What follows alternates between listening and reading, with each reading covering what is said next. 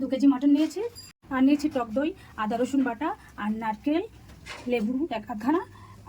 আজ আমি দেখাবো মটন মালাইকারি। মটনটা ম্যারিনেট করে নেব, তার জন্য দিয়ে দিচ্ছি আদা রসুন বাটা, লবণ, হলুদ, লেবু রস,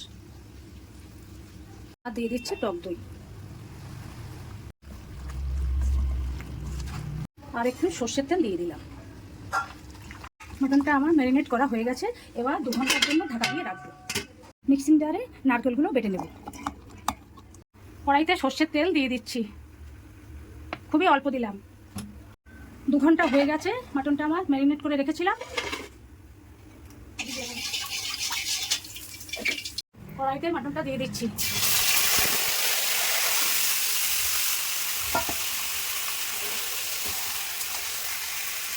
আপনারা দেখতে থাকুন আমি কিভাবে এটা করি, মাটন মালাইকারিটা।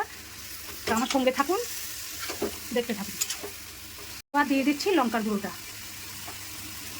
আমি 40 থেকে 45 মিনিট ধরে দমে হতে দেবো, আস্তে করে দিয়ে রাখবো। মাটনটা আমি এবার ঢাকা দিয়ে দমে হতে দেবো 45 মিনিট। মাটনটা কষানো আমার 45 মিনিট হয়ে গেছে। এই অবস্থায় আমি এখন নামিয়ে রাখবো। কড়াইতে দিয়ে দিচ্ছি একটু ঘি। এবার দিয়ে দিচ্ছি পেঁয়াজ কুচি আর কাঁচা লঙ্কা চেরা।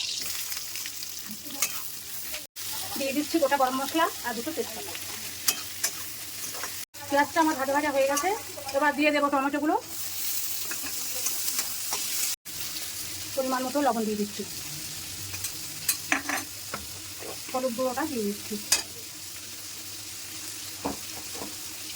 দিয়ে দিচ্ছি জিরে গুঁড়ো, ধনে গুঁড়ো দিয়ে দিচ্ছি 1.5 চামচ। এবার নারকেলের দুধটা দিয়ে দিচ্ছি।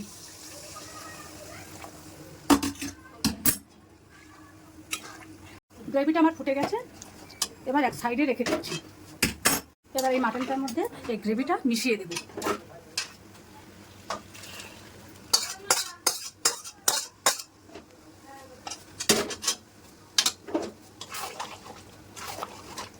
এবার মিনিট 20 হতে দেব।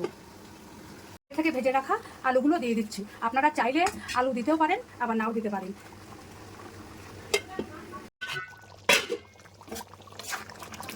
গ্রেভিটাকে আর শুকাবো না। এবার গরম মশলাটা দিয়ে নামিয়ে নেব। আপনারা একবার হলেও বানিয়ে খেয়ে দেখুন, এটা কত অপূর্ব স্বাদের হয়। আপনারা বানিয়ে না খেলে জানতে পারবেন না। এবার গরম মশলাটা দিয়ে দিচ্ছি। রেডি হয়ে গেল আমার মটন মালাইকারি।